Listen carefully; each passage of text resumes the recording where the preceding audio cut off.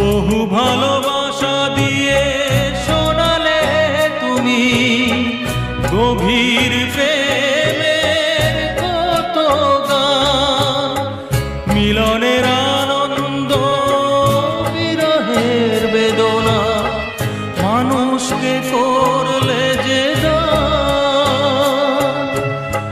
বন্ধুর কত ত্যাগ, শত্রুর ছলনা নিয়ে কত গান গেলে অবিরাম, তোমাকে জানাই প্রণাম।